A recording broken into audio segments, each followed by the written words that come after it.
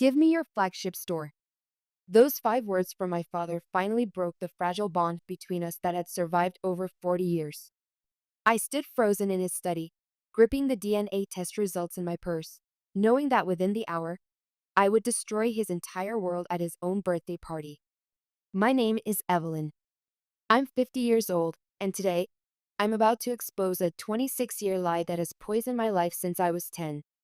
But to understand why I'm doing this, you need to know how it all began. Flashback, mother's death. The antiseptic smell of the hospital still haunts me. I was 10 years old, watching my mother waste away from cancer, her once vibrant eyes growing dimmer each day. The machines beeped steadily, counting down her final moments while I held her frail hand. Take care of your father, she whispered with her last breath, her fingers weakly squeezing mine. He'll need you. He's not as strong as he pretends to be. I nodded, tears streaming down my face, not understanding then how prophetic her words would be. My father, Richard Montgomery, was a titan in the retail industry, a department store executive who commanded boardrooms and intimidated competitors. But without my mother, he was lost. The funeral was a blur of black suits and hushed condolences. I remember standing beside my father, feeling his hand tremble as he accepted sympathies from hundreds of mourners. For weeks afterward, he'd sit in his study late at night, staring at her photograph, a glass of whiskey untouched beside him. But he didn't need me for long. Within 8 months, he'd found Claire, a real estate agent with perfectly manicured nails, designer suits, and a smile that never quite reached her calculating eyes. She appeared at a charity function, strategically positioning herself near my father, laughing at his jokes, touching his arm just so. Evelyn, this is Claire, he'd said one evening, bringing her home for dinner. She's been helping me look at some investment properties. I saw through her immediately, the way a child sometimes sees what adults miss. But my father was blind to everything except her attention, her flattery, and her carefully crafted image of the perfect partner. They married quickly, a small ceremony that felt more like a business merger than a celebration of love. And soon after, my half-sister Megan was born. That's when my life became a living hell. At home, past. Evelyn, you're too loud. Evelyn, clean your sister's room. Evelyn, you can't have friends over anymore.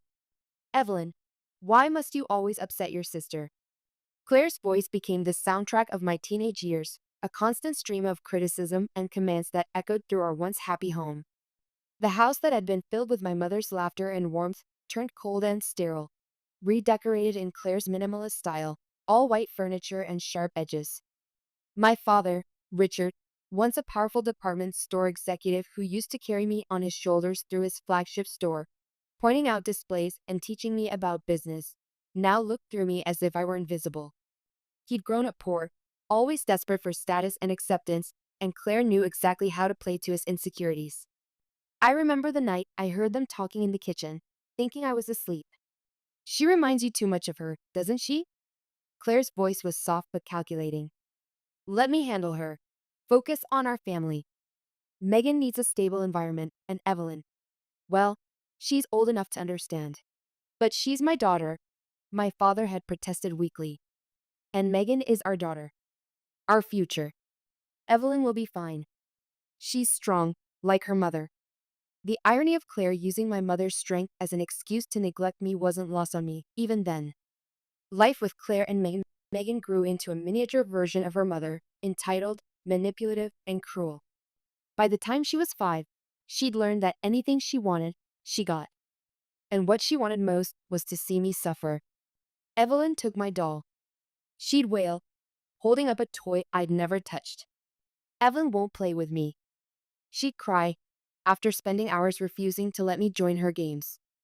Evelyn's being mean became her favorite phrase, usually accompanied by perfectly timed tears. And every time, without fail, Claire would swoop in like an avenging angel. Evelyn, how could you upset your sister like this? She's just a child. My father, when he was home from work, would simply nod along with whatever Claire decided. His backbone had disappeared along with his first wife. School became my escape, but even there, Claire's influence followed me. parent-teacher conferences, or exercises in humiliation. Evelyn's grades are satisfactory, my English teacher would say, but she seems withdrawn. Well, she's always been difficult, Claire would respond, sighing dramatically. We do our best, but some children are just naturally antisocial. My father would sit silently, checking his watch, his mind clearly on his next business meeting. The worst came during my sophomore year. I'd been selected for the lead role in the school play, Maria in The Sound of Music. I practiced for weeks, pouring my heart into the role, finding joy in something that was entirely mine. The night of the performance, I searched the audience for my father's face. He'd promised to come, but his seat remained empty. Later, I learned that Claire had forgotten to remind him, and they'd taken Megan to a ballet recital instead. The school play? Claire had said dismissively when I confronted them. Oh, darling, those things are so amateurish. Megan's recital was at the professional theater downtown. You understand, don't you? I understood perfectly. Grandmother's house. Thank God for Grandmother Catherine. A retired nurse with steel in her spine and eyes that missed nothing. She saw through Claire immediately. Come here, sweetheart, she'd say, opening her arms wide whenever I appeared on her doorstep, which was increasingly often. Her house, a Victorian cottage filled with the scent of lavender and freshly baked cookies, became my sanctuary. Her house was everything my father's wasn't: warm, welcoming, and full of unconditional love. My cousins, Jack, Emma, and little Tommy, treated me like the sister Megan never was. We'd spend entire weekends there, playing board games, baking cookies, and most importantly, they'd listen when I needed to talk. Your mother would be so proud of how strong you are, Grandmother would say, stroking my hair as I cried myself to sleep on her antique four-poster bed. Don't let them break you, Evelyn. Promise me. I promise, Grandma, I'd whisper back, drawing strength from her fierce love. Grandmother Catherine became my confidant, my advisor, and my fierce protector. When Claire tried to prevent me from visiting, claiming it disrupted the family routine, Grandmother marched into my father's office and delivered a blistering speech that left even him speechless. That girl has lost her mother, and if you think I'll let her lose her grandmother too, you're sorely mistaken, Richard Montgomery. I raised your first wife to be a strong, compassionate woman, and I'll be damned if I don't do the same for her daughter. High school struggles. As Megan grew older, her tactics became more sophisticated. She'd borrow my homework and claim it as her own. She'd spread rumors about me at school, telling everyone I was mentally unstable and jealous of her perfect family. She even convinced her friends to exclude me from social events, claiming I made them uncomfortable. The final straw came during my senior year. I'd been saving for months to buy a special dress for prom, a beautiful blue gown that reminded me of one my mother had worn in an old photograph. The morning of prom, I found it shredded in my closet, Megan's scissors lying conspicuously nearby. Oh no, Claire had exclaimed with fake concern. How terrible. Well, these things happen. I'm sure you can find something else to wear. I didn't go to prom. Instead, I spent the evening at grandmother's house, planning my escape. College years, the day I received my college acceptance letter with a partial scholarship to a prestigious fashion school 3 states away, was the happiest day of my young life. Freedom. Finally. We won't be paying for anything beyond what the scholarship covers, Claire announced at dinner, not even looking up from her plate. After all, fashion design is hardly a practical career choice. I'll help, Grandmother Catherine said firmly, shooting Claire a look that could freeze hell. Evelyn has talent, and talent should be nurtured. My father remained silent, as usual. College was like breathing fresh air after years underwater. I threw myself into my studies, working part-time at boutiques, and slowly began to heal. My professors recognized my talent immediately. You have your mother's eye for design, one of them told me, showing me an old magazine featuring my mother wearing a stunning gown. She was quite famous in her day, you know. I hadn't known. My father had erased almost all traces of her from our home. My father called rarely, and when he did, our conversations were stilted and brief. How's everything? He'd ask awkwardly. I'd hear Claire coaching him in the background. Ask her about her grades. Don't mention money. Everything's fine, Dad, I'd respond, the word dad feeling foreign on my tongue. Good, good. Well, I should go. Claire needs me to help with something. Career beginnings. After graduation, a prestigious fashion house offered me a position as a junior designer. The salary was modest, but the opportunity was priceless. I returned to my home state, foolishly thinking I might reconnect with my father now that I was a successful adult. Oh, we converted your room into Megan's walk-in closet, Claire said when I called about staying temporarily while I apartment hunted. Hotels are reasonable these days. Surely she can stay for a few days, my father had ventured hesitantly. Richard, darling, we discussed this. Megan needs her space. She's at such a sensitive age. Megan was 16 and had enough space to house a small army. My father remained silent on the extension, his compliance absolute. Grandmother Catherine welcomed me instead. This is your home as long as you need it, darling. To hell with those two vipers. Building success. For 15 years, I climbed the corporate ladder, designing collections that caught the industry's attention. I worked harder than anyone else, staying late, coming in early, pouring my soul into every sketch and every stitch. My first major breakthrough came when a celebrity wore one of my designs to the Oscars. The phone didn't stop ringing for weeks. Suddenly, everyone wanted an Evelyn Montgomery original. You're making quite a name for yourself, my father said during one of our rare lunches, a hint of pride breaking through his usual detachment. No thanks to you, I wanted to say, but didn't. Instead, I smiled politely and changed the subject. At 45, I took the biggest risk of my life, starting my own brand. I still remember signing those loan papers, my hand shaking. You're betting everything on yourself, my lawyer warned. I know, I replied. But I've been betting against myself for too long. The brand took off beyond my wildest dreams. High-end boutiques begged for exclusives.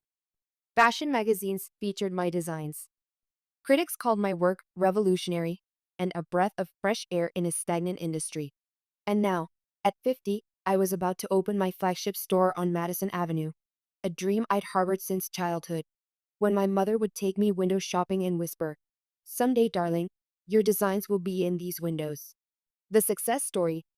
The road to success wasn't easy. There were countless nights when I'd fall asleep at my desk, surrounded by sketches and fabric swatches. There were moments of doubt when orders were slow or when bigger brands tried to crowd me out of the market. But I persevered.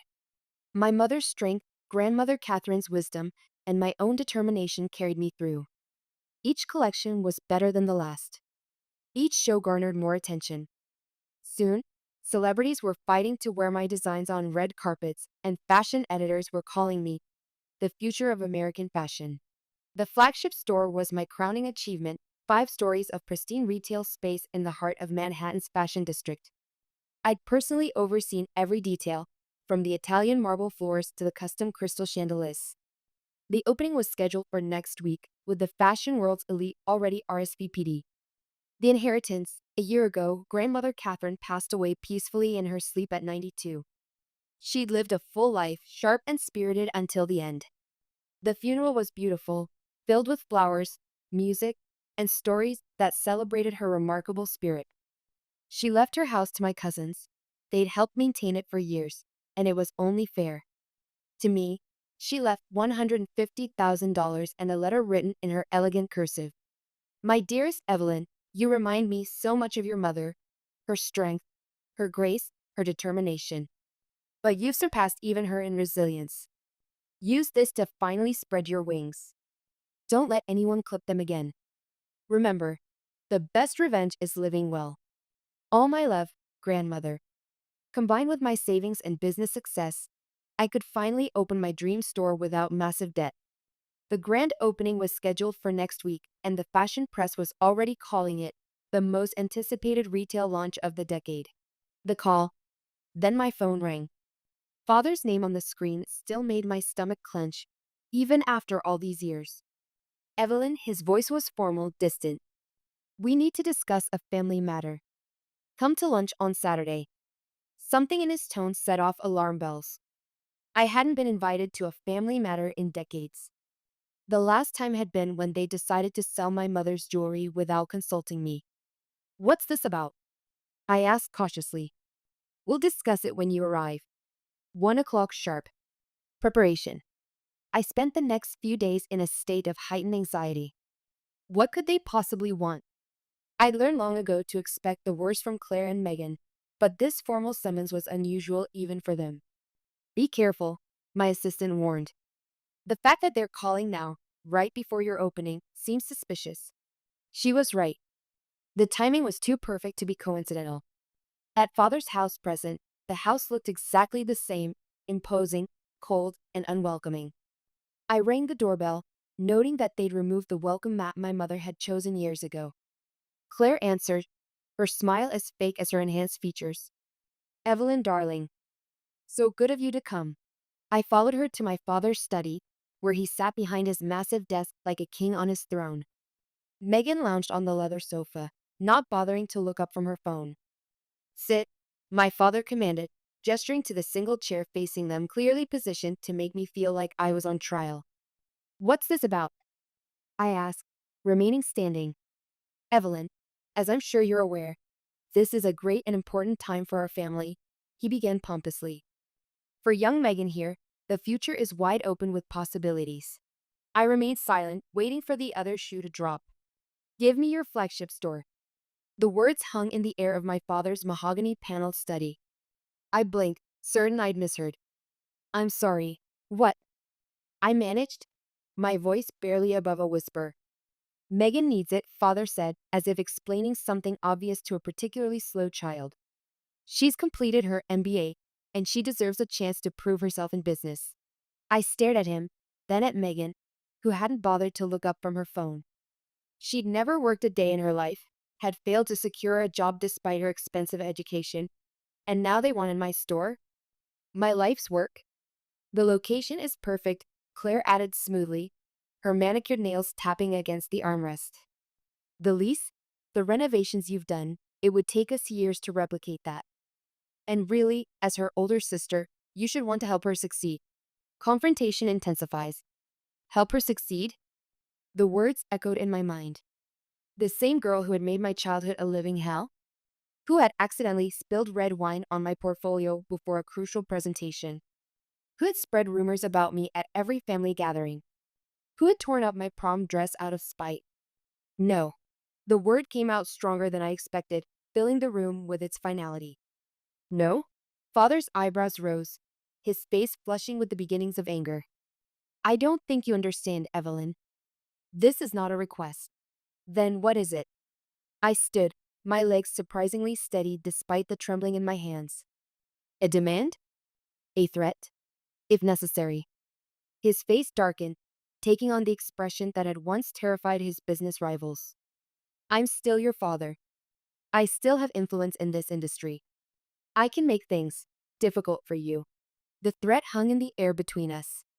My father, who hadn't attended a single one of my fashion shows, who hadn't called to congratulate me on any of my successes, was now threatening to destroy what I'd built. I laughed, a sharp, brittle sound that seemed to surprise even me. You're threatening me?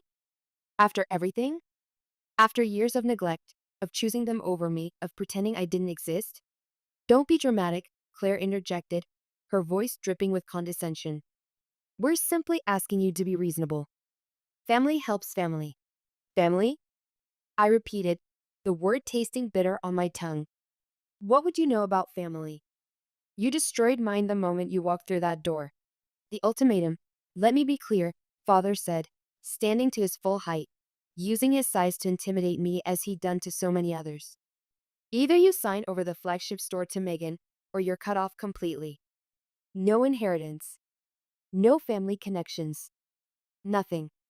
Claire's smile widened, a predator sensing victory. They thought they had me cornered. I need to think about this, I said quietly, watching their satisfied expressions. Of course, father said magnanimously. Take until the end of the week. But remember, Evelyn, this is your chance to finally be part of this family. To make up for all the difficulties you've caused over the years. The gaslighting was so blatant, so shameless, that I almost admired their audacity. May I use the bathroom? I asked, my voice small and defeated. They nodded, already dismissing me from their minds, confident in their victory. Discovery. But I didn't go to the bathroom. Instead, I slipped into Megan's room, my old room, now a shrine to her privileged existence. Designer clothes hung in the walk-in closet that had once been my sanctuary. Expensive jewelry littered the vanity where I'd once kept my modest collection of books and sketches. And there, on her desk, was her laptop, carelessly left open. My hands trembling, I clicked through her email, not sure what I was looking for until I found it, a thread between her and someone named Matthew Foster. The messages were intimate, familiar, discussing things no business associate would mention. Can't wait to see you tonight. Same place as always. Mom's getting suspicious. We need to be more careful. Dad still doesn't know about us, does he? Dad. Why would Megan refer to someone else as Dad? That evening, my cousin Jack called. You need to see something, he said urgently. I'm sending you photos. The images loaded on my phone. Claire in a dimly lit restaurant, kissing a man who definitely wasn't my father. Multiple photos, clearly showing an intimate relationship. Who is he? I asked, my mind racing. Matthew Foster. I did some digging. He's Claire's business partner at the real estate firm. Has been for 26 years. 26 years. Megan was 26 years old. My hands shaking, I searched social media. Matthew Foster's profile was public, filled with photos spanning decades.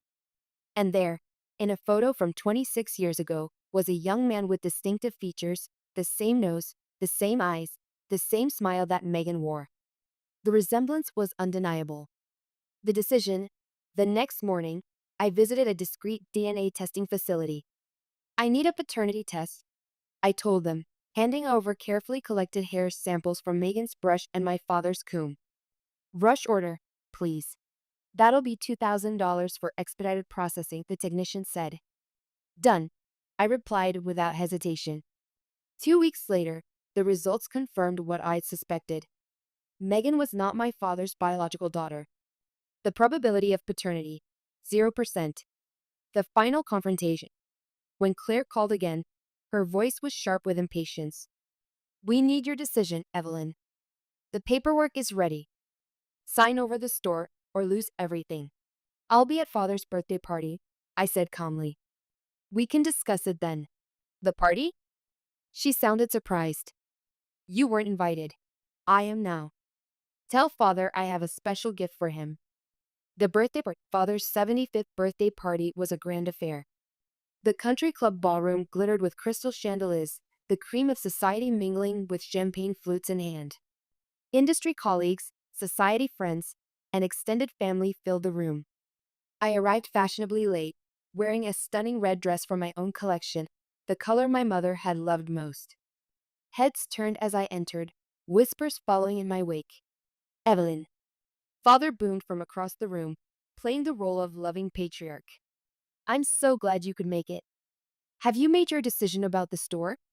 I have, I said calmly. But first, I have a birthday gift for you.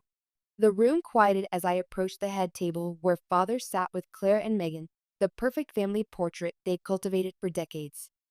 Actually, I said, standing before the microphone, I'd like to say something. The room fell completely silent. I could feel hundreds of eyes on me as I walked to the front, my heels clicking on the marble floor. Father, you asked me to give up my flagship store for Megan. You said family helps family. I paused, pulling the envelope from my purse. So I thought you should know exactly who your family is. The revelation. I handed him the DNA test results. Read it, I said softly. Out loud. His face went from confusion to shock to rage as he scanned the document. Claire grabbed for the papers, but I was ready with my phone, displaying the photos of her with Matthew. 26 years, I said, loud enough for everyone to hear. 26 years of lies. Megan isn't your daughter, Father. She's the product of Claire's decades-long affair with Matthew Foster. The room erupted in gasps and whispers. Claire's perfectly composed face crumbled. This is a lie. She shrieked. She's making this up. She's always been jealous. The DNA doesn't lie, I said calmly. And neither do these photos. I connected my phone to the projection system, displaying the images for all to see. Daddy? Megan's voice was small, confused. For the first time in her life, she looked genuinely vulnerable. My father stood slowly, his face a mask of betrayed fury. Get out, he said, his voice deadly quiet. Both of you, get out of my sight. Aftermath. Without another word, I walked out, leaving chaos behind me. The sound of father's roar echoed through the ballroom, followed by Claire's desperate pleas and the shocked murmurs of the guests. The next week was a blur of phone calls and messages. Father filed for divorce immediately, freezing Claire's assets and cutting off Megan's credit cards. The scandal rocked their social circle, with Claire and Megan becoming persona non grata overnight. My store opening proceeded as planned, though now with an added layer of publicity I hadn't anticipated. The fashion press couldn't resist the drama, dubbing it the Revenge Collection. 3 months later, I was a fool, father said, sitting across from me in a small cafe, not his usual power lunch spot, but a quiet place I'd chosen. He looked older, diminished, his commanding presence reduced to that of a broken man. Yes, I agreed simply. You were, all these years, I'd pushed you away for a lie. His hands trembled as he lifted his coffee cup. Your mother would be ashamed of me. Yes, I said again. She would. Can you forgive me? I stirred my latte slowly, considering the question. Forgiveness will take time. Trust will take longer. You chose them over me for 26 years. You threatened to destroy my business. You can't expect that to be forgotten overnight. I understand. He hesitated, looking more vulnerable than I'd ever seen him. The store opening. May I come? As a guest, I said firmly. Nothing more. No speeches, no playing the proud father. You lost that right long ago. 6 months later, my flagship store was a resounding success.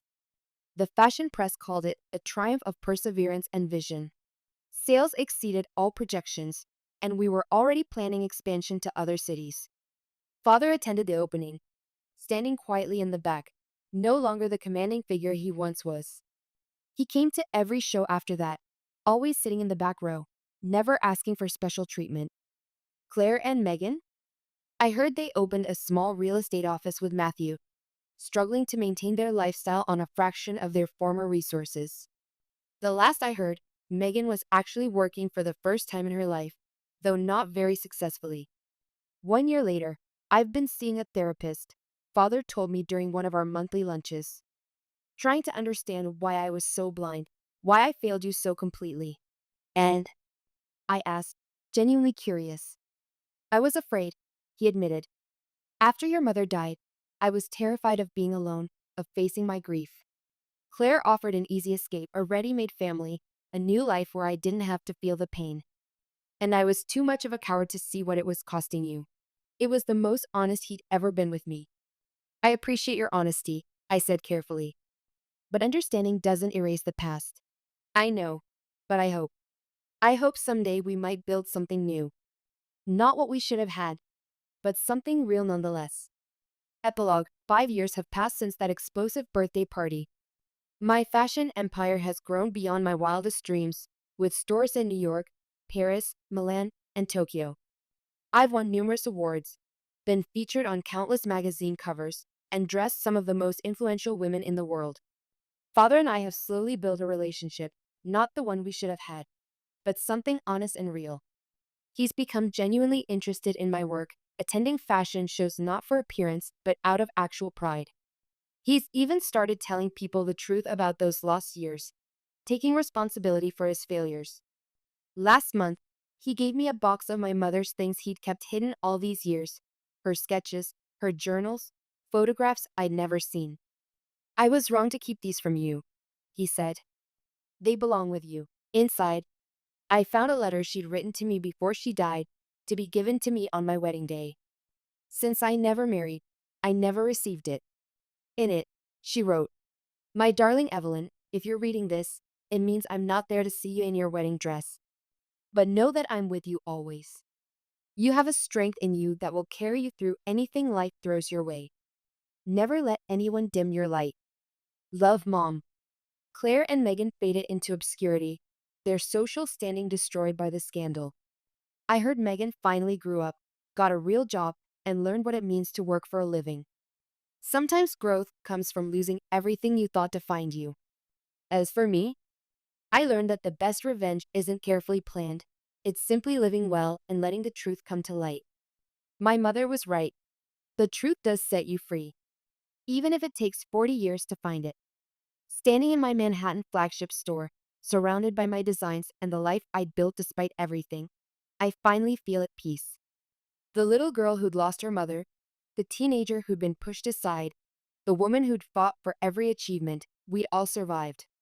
And in the end, we didn't just survive. We triumphed. My name is Emma.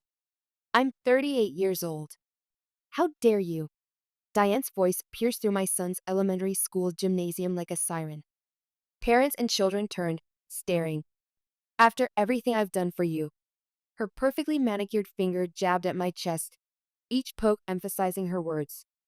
You ungrateful witch. My 8-year-old son, Tyler, gripped my hand tighter, his eyes wide with fear.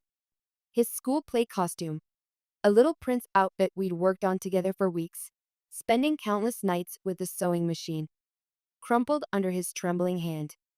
His older sister, Sophie, 11 years old and already too perceptive for her age, moved protectively closer to her brother.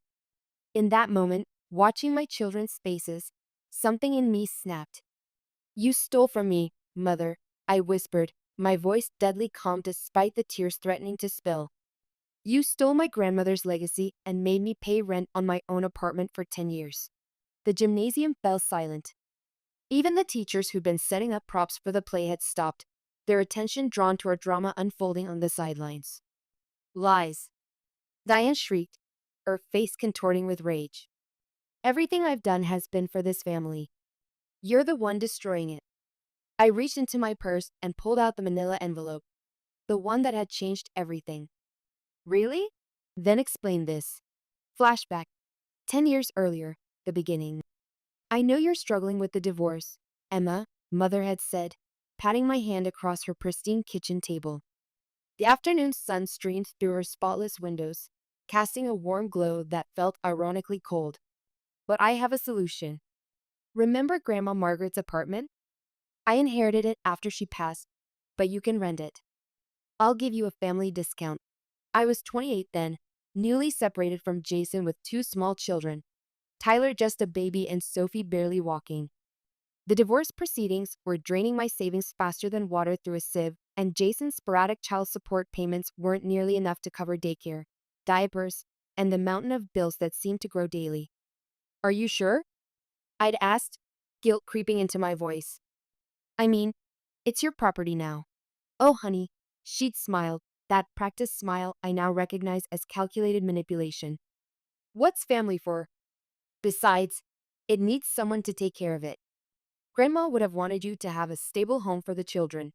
I'd felt tears of relief welling up. Mom, I don't know what to say. Thank you. She'd waved her hand dismissively. The rent will be $800 a month. That's less than half the market rate for that neighborhood. But I'll need a proper lease agreement. You know how I am about paperwork. Flashback. Childhood memories. My mother, Diane, had always been about appearances. A former real estate agent with 3 failed marriages behind her, she knew exactly how to make people see what she wanted them to see. I was 10 when I first noticed how she manipulated situations. How she cried poverty to relatives while secretly buying designer bags and hiding them in her closet.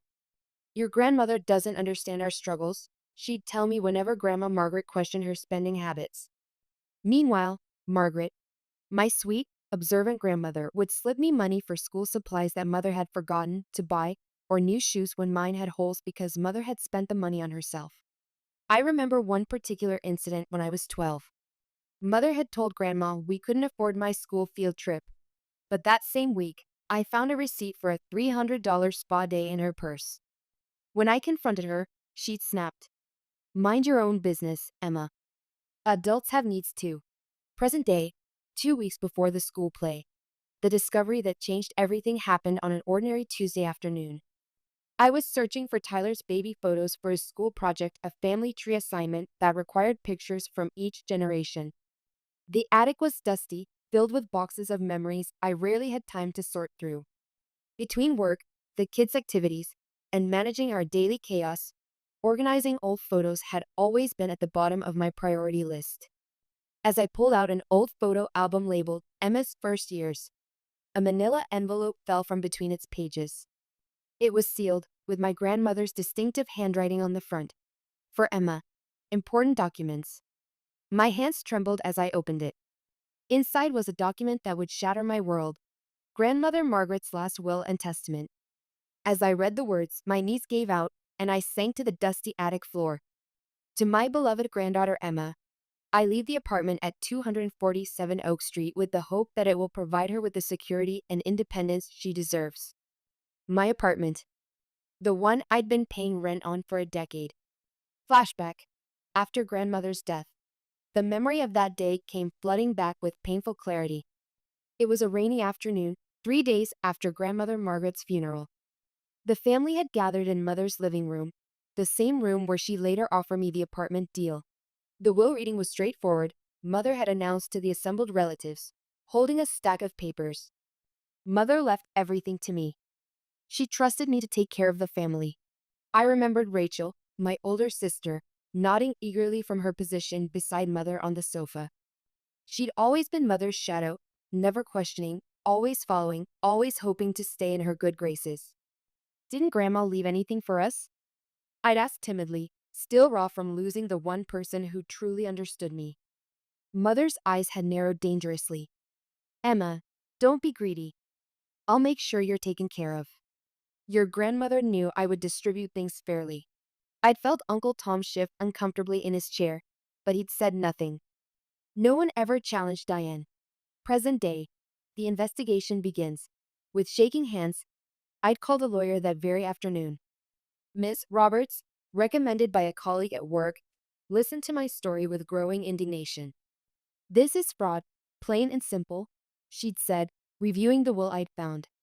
Your mother not only concealed your inheritance, but profited from it. We need to gather evidence, bank statements, the lease agreement, everything.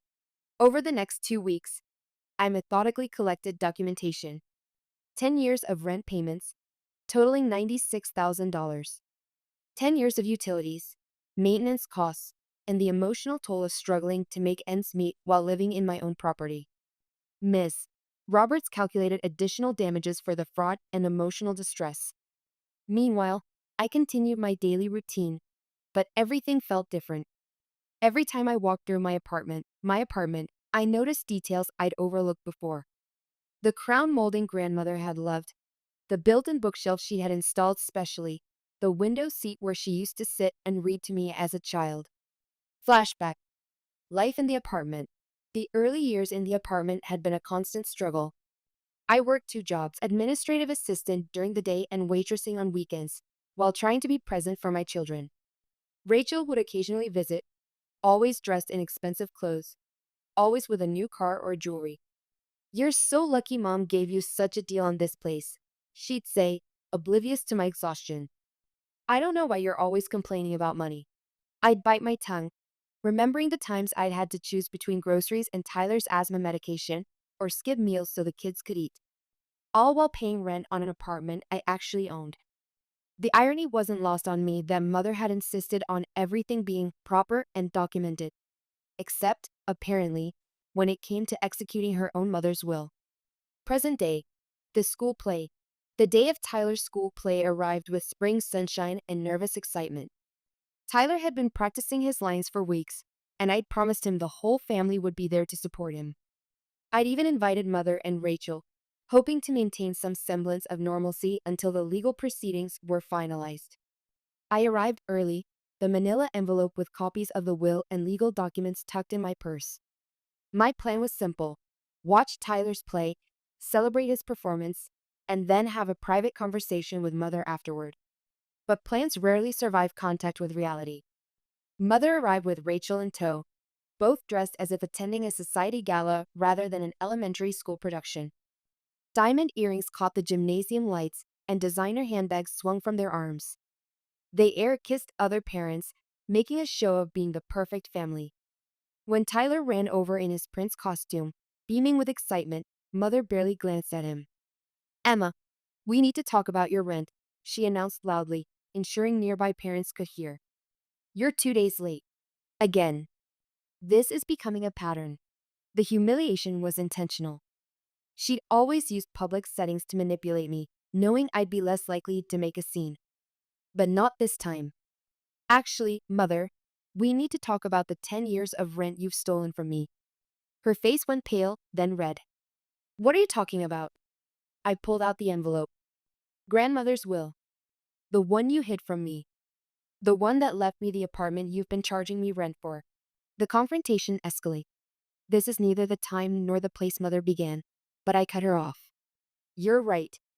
The time was 10 years ago when you lied to everyone about grandmother's will. The place was the lawyer's office where you committed fraud. Parents were openly staring now. Tyler clutched my leg, confused and scared. Sophie stood beside us, her young face set in determination. How dare you? Mother's composure cracked completely.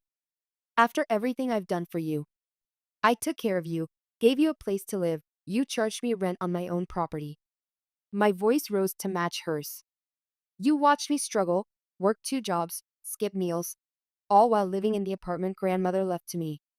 Rachel stepped forward, her face a mask of false concern. Emma, please. Let's discuss this privately. You're making a scene.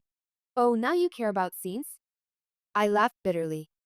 Where was this concern when you flaunted your shopping sprees, funded by grandmother's money? When you took vacations while I worked overtime to pay rent on my own apartment? The truth unveiled. Mother tried one last manipulation. Emma, sweetie, there's been a misunderstanding. I was going to tell you eventually. I was just waiting for the right time. 10 years, Mother. You had 10 years of right times while I paid you $800 every month. While I worried about making ends meet. While you and Rachel lived off what grandmother left us. The gymnasium had gone completely silent. Even the children backstage had stopped their nervous giggling. Tyler's teacher approached hesitantly. Perhaps we should take this conversation outside? She suggested gently. But I was done being gentle. Done being manipulated. Done being silent. No, I said firmly. My son is about to perform in his play, and I'm going to watch him. Mother, Rachel, you can leave. My lawyer will be in touch. The aftermath. Legal battle. The next 3 months were a whirlwind of legal proceedings. Mother tried every trick in her arsenal. Tears, threats, attempts to turn family members against me. She called relatives, spinning tales of my ingratitude and greed. Rachel called daily, alternating between pleading and accusations. Think of what you're doing to the family, she'd say. Mother made a mistake, but she's still our mother. What family? I'd respond. The one that watched me struggle as a single mother while spending my inheritance? The one that treated me like a tenant in my own home? Uncle Tom, surprisingly, came forward. I always suspected something wasn't right, he admitted. Margaret told me before she died that she was leaving something special for you. When Diane announced she got everything, it didn't sit right, but I didn't want to cause trouble. His testimony, combined with the documented evidence, made our case airtight. The court ordered Mother to repay $180,000, 10 years of rent plus damages. She had to take out loans, sell her luxury car, and liquidate some of her hidden assets. Rachel, who had been living off Mother's generosity funded by my rent payments and her own inheritance, suddenly found herself having to get a real job. Resolution, new beginnings. The day the money was transferred to my account, I sat in my apartment, truly my apartment now, and cried. Not tears of joy, but of release. 10 years of struggle, of doubting myself, of wondering why I couldn't make ends meet despite working so hard. It all made sense now. I used part of the money to set up college funds for Tyler and Sophie. Another portion went to paying off debts accumulated during those lean years. The rest I saved, determined never to be in such a vulnerable position again. Epilogue. 6 months later. Sunday morning sunlight streams through the apartment windows as I sit in Grandmother Margaret's reading chair. Tyler and Sophie are in the kitchen, attempting to make pancakes. There's more flour on them than in the bowl, but their laughter fills the space with joy. We've redecorated together, making the apartment truly ours while keeping elements that remind us of grandmother. Her books still line the built-in shelves, but now they're mixed with the children's favorites and my own collection. The window seat has new cushions that Sophie picked out, bright and cheerful. Mom, Tyler calls from the kitchen. Did Grandma Margaret really leave this place just for us? I smile, joining them at the counter. She left it for us because she wanted us to have a home. A real home that no one could take away. Sophie, wise beyond her years, adds, and because she knew we'd take care of it, right? Exactly. I hug them both, flower and all. My phone buzzes occasionally. Mother and Rachel still try to contact me, swinging between apologies and accusations. But I've learned to ignore them. Some relationships, I've realized, are too toxic to maintain, even with family. Last week, while cleaning out a closet, I found another box of grandmother's things. Inside was a letter addressed to me, dated just weeks before she died. My dearest Emma, if you're reading this, you found the truth. I always knew your mother's nature, which is why I took precautions. The apartment is yours, a sanctuary from those who would use you. Be strong, my dear. Trust your instincts, and know that I loved you more than words can say. All my love, Grandmother Margaret. I keep the letter in my bedside drawer, a reminder that sometimes the truth has a way of coming out, even if it takes a decade and a few fallen books to reveal it. As I watch my children covered in flour, laughing and creating memories in the home that's truly ours, I realize that grandmother's real legacy wasn't just the apartment. It was the strength to stand up for myself and the wisdom to build a better future for my children. The morning sun catches the gold lettering on one of grandmother's books. Truth always prevails. I smile, knowing that sometimes it just needs a little help. I can't believe what I'm hearing, I say, my voice barely above a whisper as I stare at my mother. The afternoon sun streams through my living room windows, casting long shadows across the faces of everyone present. My husband's body isn't even cold in his grave, and you're demanding his property? My mother, Patricia, straightens her designer blouse and gives me that familiar look, the one that always made me feel small. Now, Ella, don't be dramatic. We're just being practical. Amanda needs that apartment downtown. You have two of them now, plus this house. What do you need all that for? I feel a tremor start in my hands, spreading up my arms. Across the room, my 9-year-old son Ethan sits between Mark's parents, Linda and Robert, his small face confused and frightened. Mr. Simmons, Mark's lawyer, stands awkwardly by the fireplace, document folders still in hand. Get out, I say, my voice suddenly steady. Get out of my house right now. My father's face reddens. You ungrateful. Get out. The scream tears from somewhere deep inside me, someplace that's been silent for 38 years.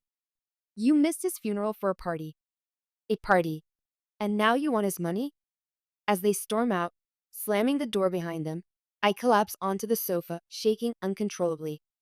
How did we get here? How did this become my life?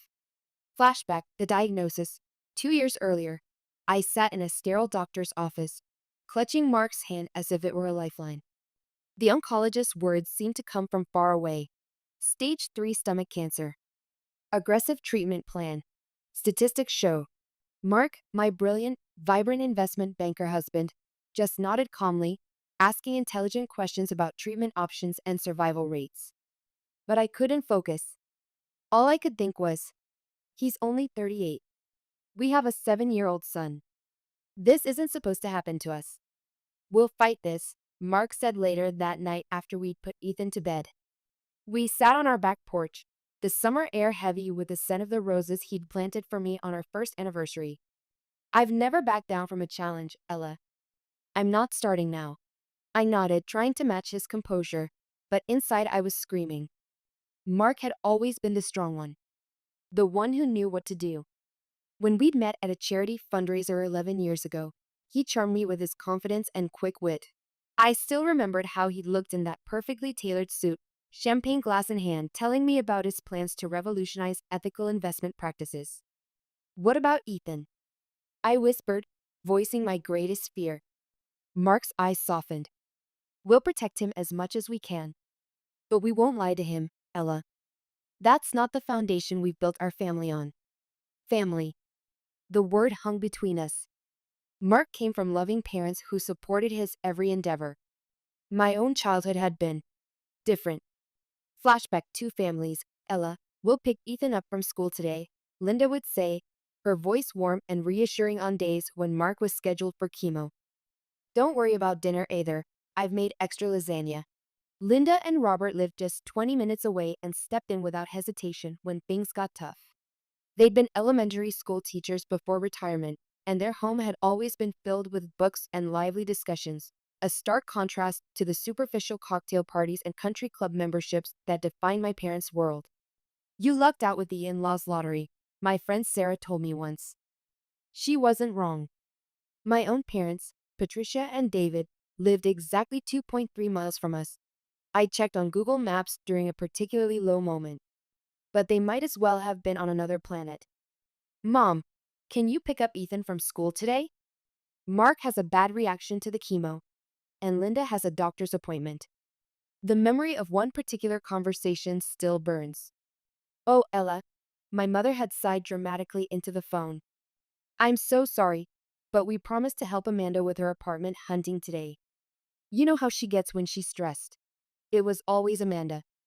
My younger sister, with her designer clothes and marketing executive job, had been the center of my parents' universe since she was born. When I was 7, they missed my school play because Amanda had a cold.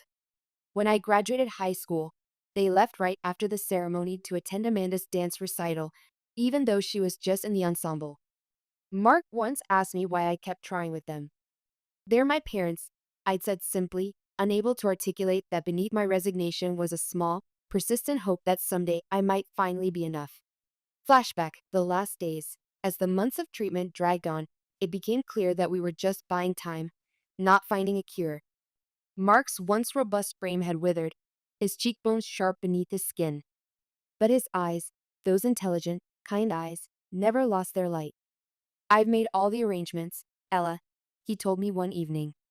Ethan was asleep, and we were reviewing financial documents at our kitchen table, a far cry from the romantic dinners we once shared there. Everything will go to you and Ethan. The house, the investments, the rental properties. Rental properties? I looked up, confused. A small smile played on his lips. I bought 2 apartments downtown 3 years ago. They generate good income. Just another safety net for you both. That was Mark, always thinking ahead, always protecting us. It struck me suddenly how little I knew about our finances. I'd been content to let him handle that part of our lives while I focused on creating a warm home and raising Ethan. I should have learned more, I said, feeling ashamed. I should have taken more interest in the business side. Mark reached across the table to take my hand. His grip was weaker now, but still steady. You gave our family something much more valuable, Ella. You gave us love. A real home. The kind I always dreamed of having as a kid. Despite his parents' support, Mark's childhood hadn't been easy. His father's academic career had meant frequent moves, new schools, constant adjustments. My stable presence, my dedication to creating traditions and comfort, these were the things he valued most. When I'm gone, he said, his voice matter of fact, you'll find your strength. It's always been there, even if you couldn't see it. I shook my head, tears spilling onto the papers between us. I can't do this without you. You can. And you will. His certainty was absolute. For Ethan. And for yourself. Scene. The end. The night Mark died, I was holding his hand. His breathing had become shallow hours before, and the hospice nurse had warned me it wouldn't be long. Ella, he whispered, his voice barely audible. Take care of Ethan. You're the strongest person I know. Those were his last words. I sat there for hours after, still holding his hand as it grew cold, unable to process that my partner of 12 years was gone.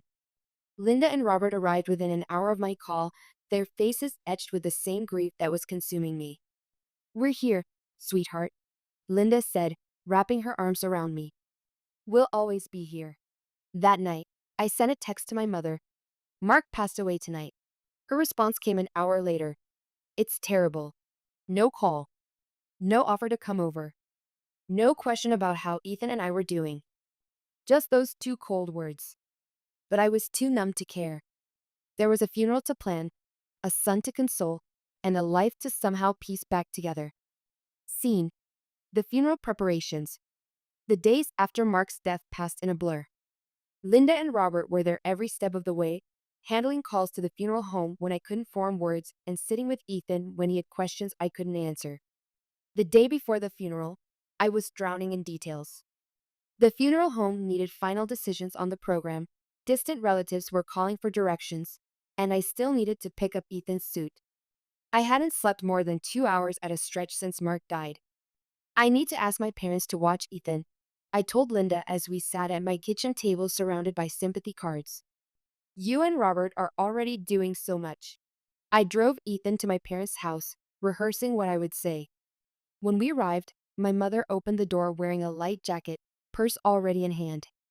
Ella, this isn't a good time, she said, not even inviting us in. I felt Ethan's small hand tighten in mine. Mom, please. It's just for a few hours. I have to finalize everything for the funeral. We've had these plans for weeks. My father appeared behind her. We can't cancel now. Before I could argue further, they both stepped outside, locking the door behind them. We really have to go, my mother said firmly. I'm sure you can find someone else. They hurried to their car without so much as a goodbye to Ethan, who stood there confused and hurt. Once they drove away, I called Sarah, who immediately agreed to watch him. After dropping Ethan at Sarah's house, curiosity got the better of me. I took a detour past my parents' house on my way home. The lights were on, and Amanda's red Mazda was parked in the driveway. So that's the important plan, I muttered to myself, a bitter laugh escaping my lips. They weren't busy at all. They just preferred helping Amanda to supporting me, even now. Scene: the funeral day. That evening, I sent a message to our family WhatsApp group. Mark's funeral is at 11 a.m. on Thursday at Greenwood Chapel. The service will be followed by a small reception. I watched as the read receipts appeared next to my parents and Amanda's names. No one replied. The night before the funeral, anxiety drove me to call my mother directly. Mom, you saw my message about the funeral tomorrow, right? It starts at 11? There was a pause on the line. Oh, Ella, I'm sorry, but we won't be able to make it. Amanda has booked several tables at Emilio's to celebrate her promotion. It's at noon, and we've already committed. I nearly dropped the phone. Mom, this is Mark's funeral we're talking about. Mark, who paid for the repairs on your house 3 years ago when the roof collapsed. Mark, who has been part of our family for over a decade. That was a long time ago, Ella, my mother replied coldly. We need to focus on the living, not the dead. Amanda needs our support right now. Before I could respond, she hung up. I immediately dialed Amanda's number, my hand shaking with anger and disbelief. Hey, she answered, sounding annoyed that I'd interrupted her evening. Amanda, Mom says you're having a party tomorrow at the same time as Mark's funeral. Can't you reschedule or at least push it back so they can attend the service first? No way, she scoffed. I can't change the reservation now. Everyone's already confirmed, and this promotion is a big deal. It's not like I can reschedule a funeral party or whatever. A funeral party? I repeated, my voice rising. My husband is dead, Amanda. The man who paid for your entire college education. That was ages ago, she dismissed. Look, my promotion is more important than some funeral. People die every day. Then she hung up too. I stood there in my kitchen, phone still in hand, utterly stunned. As if to twist the knife further, my phone pinged with a message from my mother. Stop pressuring your sister. Her celebration is more important than a funeral. She's worked hard for this promotion. I sank to the kitchen floor, feeling something inside me break. Not just break, shatter completely. Scene: the funeral. The day of Mark's funeral dawned bright and clear, a mockery of the darkness I felt inside. The service was beautiful in its simplicity. Mark had never been one for elaborate displays, and the modest chapel was filled with people who had genuinely cared for him, colleagues, friends, neighbors, and family. His family, anyway. During the eulogy, I spoke about Mark's generosity, his kindness, and his unwavering devotion to our son. Ethan sat between Linda and Robert, who held his hands as tears streamed down his face. I didn't mention my parents' absence. I didn't have to. Their empty seats in the front row spoke volumes. After the service, several people approached me, offering condolences and asking the question I'd been dreading. I was surprised not to see your folks, Mark's college roommate said. Are they ill? They had a prior commitment, I replied stiffly, not wanting to elaborate. Linda noticed my discomfort and smoothly steered the conversation elsewhere, another small act of protection that I mentally added to the growing list of debts I could never repay. That night, after everyone had gone home, I sat alone in the living room, surrounded by sympathy cards and flower arrangements. The house felt impossibly empty without Mark, the silence so loud it hurt. My phone buzzed with a text from Amanda. Hope the funeral went okay. Mom posted pics from my party. Got promoted to senior account executive. Complete with party emojis. No condolences. No acknowledgement of what I'd just been through. Just a celebration of her accomplishment. I turned off my phone without responding and went upstairs to check on Ethan. He was sleeping soundly, clutching the teddy bear Mark had given him on his last birthday. I crawled into bed beside him, finding comfort in the steady rhythm of his breathing. For the first time since Mark's diagnosis, I allowed myself to wonder if he had been wrong about me. Maybe I wasn't strong at all. Scene: the will reading. A week after the funeral, Mark's lawyer, Mr. Simmons, called. Mrs. Turner, it's time to discuss Mark's will. Would tomorrow afternoon work for the reading? I agreed and then called Linda and Robert to invite them. They'd been named in the will, of course, and Mark would have wanted them there. The next day, Mr. Simmons arrived at precisely 2 p.m., carrying a leather briefcase. When he saw Ethan, his somber expression softened. Your father spoke of you often, he told my son, shaking his small hand formally. He was very proud of you. We all settled in the living room, me, Ethan, Linda, and Robert, ready for what I expected to be a straightforward reading. Mark and I had discussed his wishes extensively during his illness. But just as Mr. Simmons was about to begin, the doorbell rang. Are you expecting anyone else? Linda asked, looking confused. No, I replied, equally puzzled, as I went to answer the door. I nearly slammed it shut when I saw my parents and Amanda standing on the porch, all wearing expressions of exaggerated sympathy. What are you doing here? I asked bluntly. We heard about the reading, my mother said, trying to look past me into the house. Mark wasn't a stranger to us, you know. We have a right to be here. You're right? I repeated incredulously. You couldn't be bothered to come to his funeral, but you have a right to be at his will reading? My father cleared his throat. Now, Ella, there's no need to bring up old grievances. We're here to support you. Support me? I laughed bitterly. That's rich. But before I could shut the door, my mother gently pushed past me, with my father and Amanda following close behind. We're family, she said firmly, as if that explained everything. I stood there, stunned by their audacity as they made their way to the living room. Linda and Robert's faces darkened when they saw who had arrived. What are they doing here? Robert whispered when I returned. I have no idea, I replied, my hands shaking with anger. But I'm not going to make a scene in front of Ethan. Mr. Simmons, ever the professional, merely raised an eyebrow before continuing. Shall we proceed with the reading of the will? My parents and Amanda sat on the couch opposite Linda and Robert, with Ethan beside me in an armchair. The tension in the room was suffocating. I, Mark Andrew Turner, being of sound mind, declare this to be my last will and testament, Mr. Simmons began, reading from the formal document. Mark had left everything meticulously organized. To his parents, he left $200,000, enough to ensure their comfortable retirement and to thank them for their unwavering support throughout our marriage and his illness. We never expected. Linda began, her voice breaking as Robert held her hand tightly. Then came the main provisions. To me, he left our house, 2 apartments in the city center, and $400,000 in liquid assets. The apartments generate significant rental income, Mr. Simmons explained. Mark purchased them as investments 3 years ago. I sat there, stunned by the extent of Mark's planning. He'd ensured Ethan and I would be financially secure no matter what.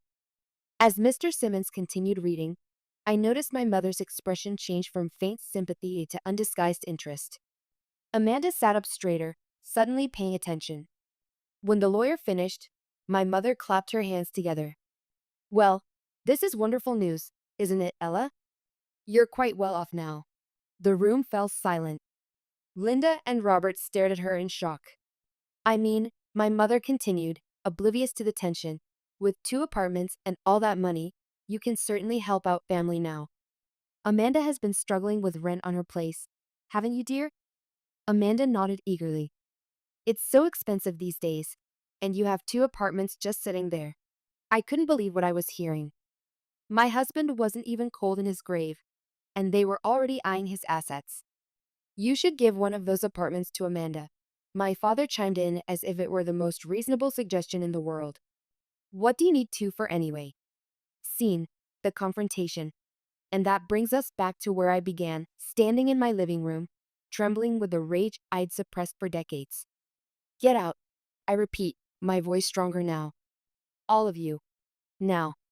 My father stands, his face red with anger. You ungrateful. No. I cut him off. Don't you dare call me ungrateful. What exactly should I be grateful for? For you missing every important event in my life? For always putting Amanda first? For not even bothering to come to my husband's funeral? Ella, my mother says warningly, glancing at Ethan. I follow her gaze and soften my tone. Ethan, sweetie, can you go upstairs to your room for a little while? Take Mr. Simmons with you to show him your model airplanes. The lawyer, clearly relieved to escape the family drama, quickly stands and takes Ethan's hand. I'd love to see your collection, young man. Once they're out of earshot, I turn back to my parents and sister.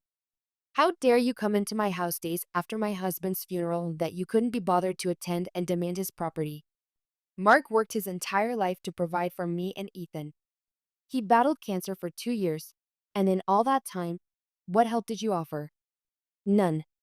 You wouldn't even watch Ethan for a few hours. That's not fair, my father begins, but I cut him off. No. What's not fair is that Mark spent thousands of dollars fixing your roof when it collapsed during that storm 3 years ago. What's not fair is that we paid for Amanda's entire college education when you claimed you couldn't afford it. I take a deep breath, feeling strangely calm now. Let me make something perfectly clear. I will not be giving any of Mark's money or property to you, not now, not ever. Every penny will go to supporting Ethan and securing his future. That's what Mark wanted, and that's what will happen. My mother's face contorts with rage. You ungrateful bitch. After everything we've done for you. What exactly have you done for me, Mom? Name one thing, one single act of selfless parenting. She opens and closes her mouth, unable to come up with an answer. That's what I thought, I say quietly. I think it's time for you all to leave. The door slams behind them, and I collapse onto the couch, suddenly exhausted. You did the right thing, Robert says, his voice gentle but firm. Did I? They're still my parents, and Amanda's still my sister. Biology doesn't make family, Linda says, sitting beside me and taking my hand. Love makes family.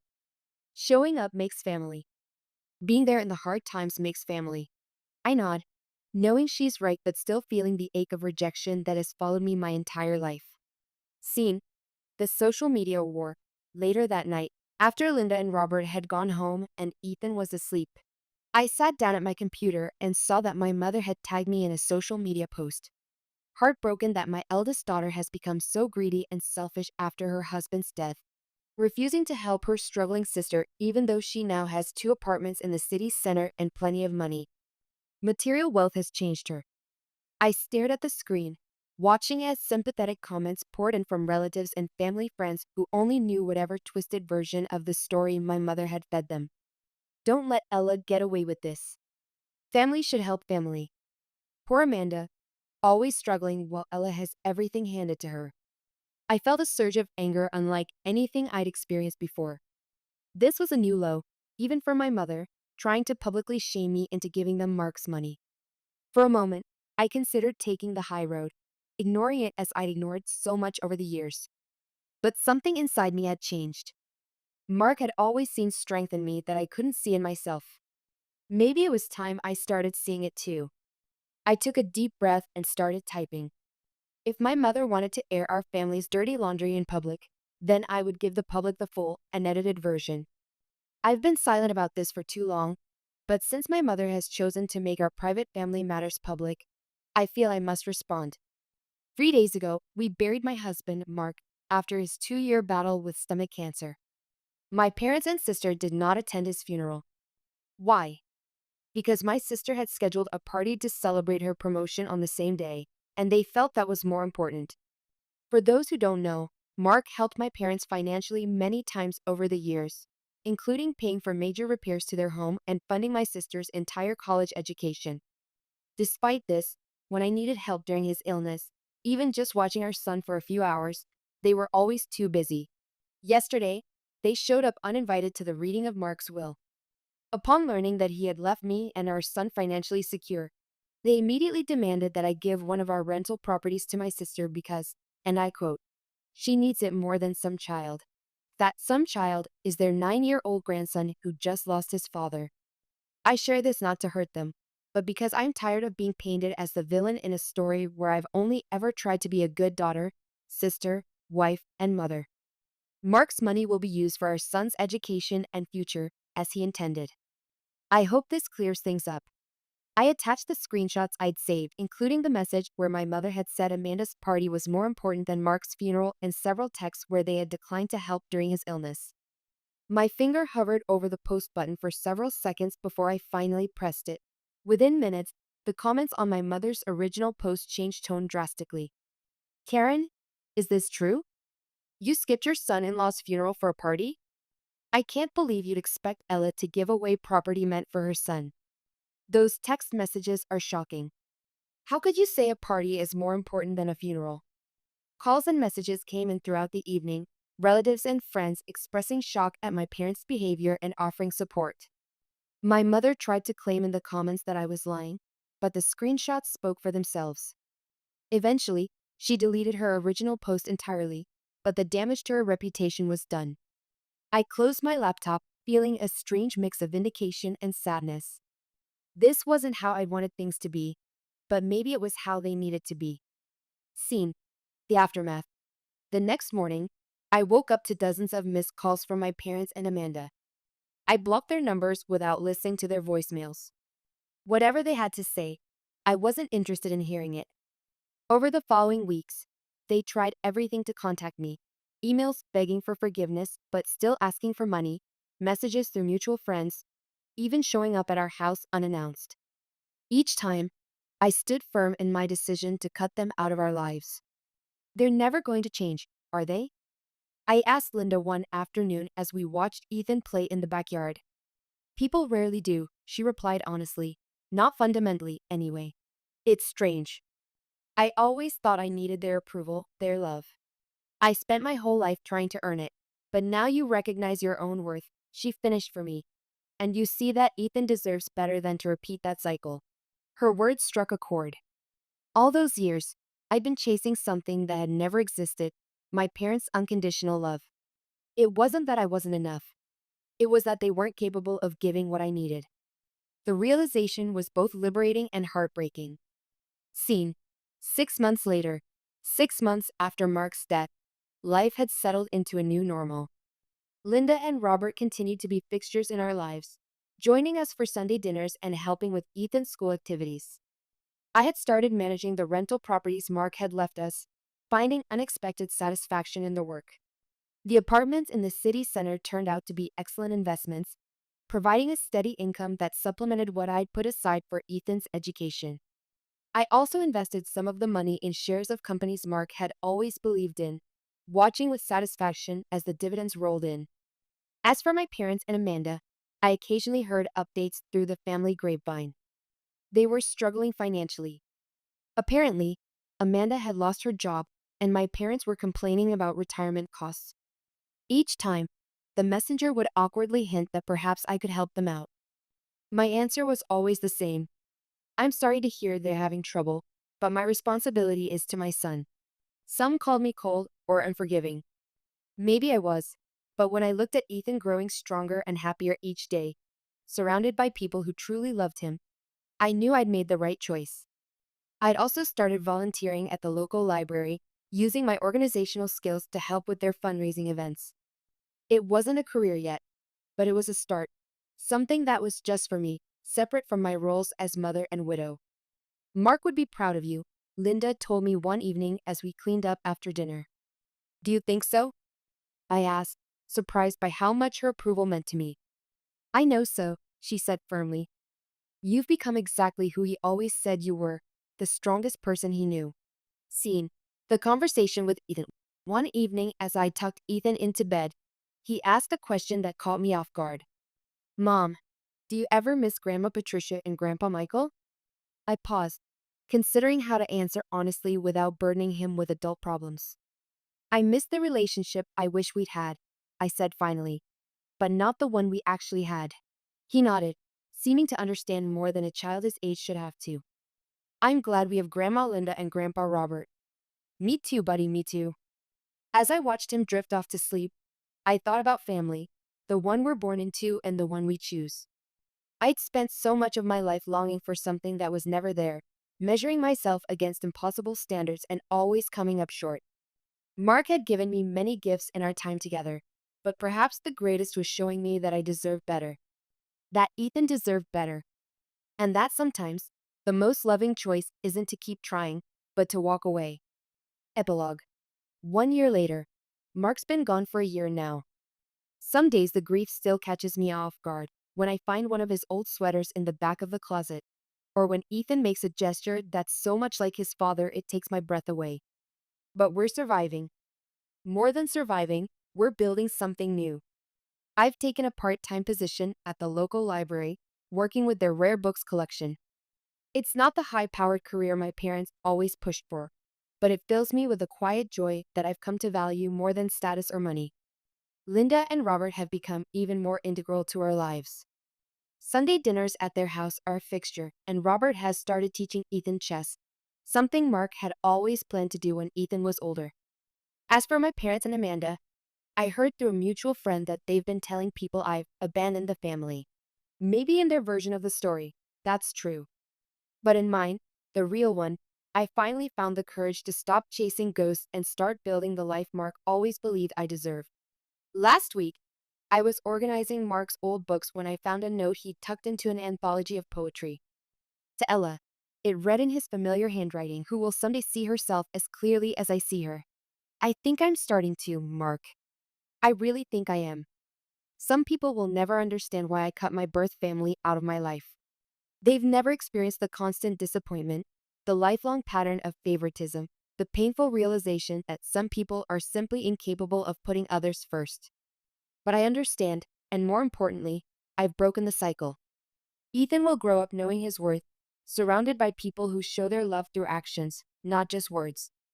People who show up when it matters, who don't put conditions on their support, who don't see him as a means to an end. And maybe, just maybe, that's the greatest legacy Mark could have left us both.